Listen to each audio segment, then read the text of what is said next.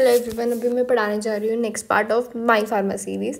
तो पहला हम पढ़ते हैं स्टेटिन्स के बारे में। स्टेटिन्स जो होता है एचएमजी को मतलब इनहिबिट कर देता है, ठीक है। फिर नियासिन क्या करता है, नियासिन ना हमारा एचडीएल तो बढ़ाएगा बट इन रिटर्न वो गाउट कराएगा और भी बहुत चीज़ें कराएगा। रेडमैन फ्लशिंग बढ़ा देगा। तो फ्लशिंग के अंदर इसके पीछे लॉजिक क्या होता है, प्रोस्टाग्लैंडिन का इंक्रीज होना।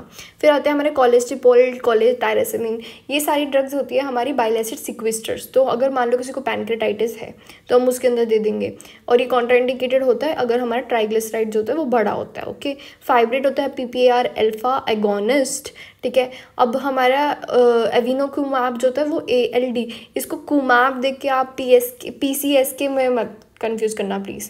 ओके, फिर एल्टीप्लाज जो होगा उसकी डोज पूछ लेते हैं। एल्टीप्लाज में एक मैंने खास बात बताई थी कि सिस्टमिक साइड इफेक्ट इसके कम होते हैं।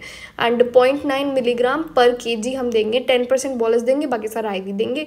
तो according to question you can change it, but alteplase 0.9 mg पर केजी होगा, ये याद रखना। एडिनोसिन 6 mg, फिर 12 mg दोगे, फिर 12 mg दोगे। अगर कोई छोटा बच्चा है तो इट विल बी 0.1 मिलीग्राम पर केजी, 0.1 मिलीग्राम पर केजी। ओके, एंड हमारे एल्टीप्लेस कितना था, 0.9 मिलीग्राम पर केजी, याद रखना। एंड QT प्रोलॉन्गेशन के लिए हमारी ATT में से कौन सी है, बेडाक्यूरिन एंड प्रिटोनामाइड, ये याद रखना। Doxycycline is contraindicated in pregnancy, ये स्टेटमेंट ही याद रखनी है आपको। साथ में अगर मान लो किसी ने बोल दिया कि सेरिब्रल मलेरिया है तो मतलब कॉम्प्लिकेटेड मलेरिया हो गया। कॉम्प्लिकेटेड मलेरिया में यू विल गिव IV में क्विनीन देते हैं, it's okay. Pregnant female is always a queen, anyways females are queen but pregnant specially, ठीक है। अब हम बात करते हैं हाइपरटेंसिव इमरजेंसी की, जहाँ पर हमारा हाइपरटेंशन तो है ही है, बूस्ट कर गया है, साथ में ऑर्गन डैमेज भी है। तो आप ड्रग ऑफ चॉइस क्या होगा, IV लेबेटालॉल, ओके। एक्सेप्ट अगर कार्डियोजेनिक पल्मोनरी एडिमा होता तो नाइट्रो। अगर हार्ट पे कुछ इफेक्ट हुआ तो nitro you have to give, right. COPD patient है, अब उसका सर्वाइवल रेट हमें इंक्रीज करना है तो you have to give. COPD में प्रॉब्लम क्या होती है, हमारा कार्बन डाइऑक्साइड जो होता है उसको हमें एक मेंटेनेंस रखना पड़ता है, राइट। तो उससे आप याद रख सकते हैं COPD is related to are obstructive में हमारा कार्बन डाइऑक्साइड हो जाता है तो आप ऑक्सीजन थेरेपी देंगे एंड स्मोकिंग सेसेशन करेंगे। दीज 2 आर द ट्रीटमेंट्स, ठीक है। एक्यूट अटैक ऑफ माइग्रेन में सुमिट्रिप्टेंस देंगे, बट अगर मान लो उन्होंने हिस्ट्री दी है अबाउट MI और एनीथिंग, बिकॉज ये हमारा वैसोकंस्ट्रिक्शन करा देता है तो ये कॉन्ट्राइंडिकेटेड होता है, तब जाकर आपको बीटा ब्लॉकर या फिर कैल्शियम चैनल ब्लॉकर देना है। Otherwise for prophylaxis you can give beta blockers. Then आता है हमारा everolimus, sirolimus, you remember rapamycin, तो एम्टोर इनिबिटर होता है। हम कहाँ यूज़ करेंगे, ट्यूबुलर स्क्लेरोसिस के अंदर, ओके। एंड फिर अच्छा डोमिनेंट में T जो था हमारा ऑटोसोमल डोमिनेंट, ट्यूबरस स्क्लेरोसिस भी था, ये याद रखना। नियासिन मैंने पहले ही बता दिया, HSL को इनिबिट करे, यूरिक एसिड वगैरह को बढ़ाएगा। एजिटिमाइब करके होता है, ये हमारा एब्जॉर्प्शन को कम करता है। अनएक्सप्लेन डायरिया है, कोई पेशेंट किसी डायबिटिक उस पे है, ट्रीटमेंट पे है, तो metformin is the cause. And teriparatide जो होगा वो PTH करेगा, वो एक्शन क्या करता है वो अब अच्छा ओके चलो नेक्स्ट में पढ़ते हैं। PTH हमारा बेसिकली विटामिन D की डेफिशिएंसी है मान लो, तो PTH will be increase. Normally वो क्या काम करेगा, वो उसको लेकर आना है कैल्शियम बॉडी में ज़्यादा। एंड PTH को ज़्यादा ना फॉस्फेट पसंद नहीं है क्योंकि उसके नाम में प आ रहा है, तो एक ही छत के नीचे 2 तलवारें कैसे रह सकते हैं, ऐसे बोलती नहीं है, तो ऐसे ही आपको याद रखना है।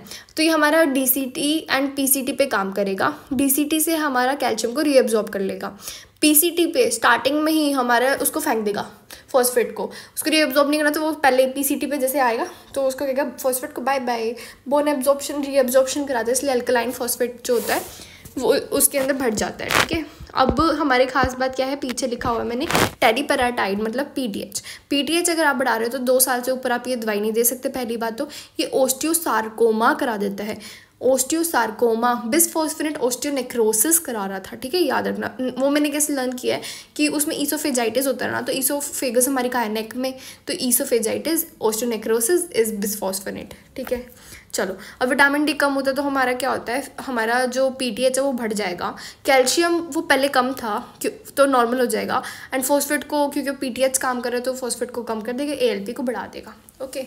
नेक्स्ट में हमारा साइड इफेक्ट है ब्रोमोक्रिप्टिन, ओके। ब्रोमोक्रिप्टिन का क्या साइड इफेक्ट इज हार्ट का फाइब्रोसिस कराना। लोसार्टन पे अगर आपने किसी को रखा है और उसको पेशेंट को HbA1c जो है वो इंक्रीज है, तो you have to switch the patient to telmisartan because ये पुट ड्रग होती है, ठीक है। पुट ड्रग क्या होती है, PPR gamma not alpha, PPR gamma agonist फिर यूरिक एसिड का एक्सक्रीशन बढ़ाता है एंड साथ में एंटीप्लेटलेट काम करता है। तो ये हमारा पुट ड्रग होती है हमारी टेलमिसार्टन। फिर उसके बाद आइवरमेक्टिन के बारे में पढ़ते हैं। आइवरमेक्टिन के बारे में एक खास बात ये है कि अगर आपने वो पेशेंट को दिया तो फाइलेरियसिस जो भी है मतलब बीमारी वो मर जाएंगे। तो उससे आईजी वगैरह बढ़ जाएगा, रैशेज हो जाती है, उसको बोलते हैं मेजोटी। लाइफ थ्रेटनिंग नहीं होगा बट थोड़ा सा रैश वगैरह होगा एज अ साइड इफेक्ट। तो ऑन्कोसार्का स्ट्रोंगुलोइडिस, ठीक है, observe the life cycle of Onchocerca Strongyloides. दोनों के अंदर ना सिर्फ आपको ये स्टेज मिल रही होती है, दैट इज़ आर फाइलेरिया वाली। लेकिन उसमें एक खास बात ये थी कि ऑन्कोसार्का में ब्लैक फ्लाई लिखा हुआ था बीच में, ठीक है। डायजेपाम का हमारा एंटागोनिस्ट कौन होता है? फ्यूमेनाजिल, ठीक है। इनवर्स एगोनिस्ट याद रख लो, कार्बोलिन होता है। Okay, thank you.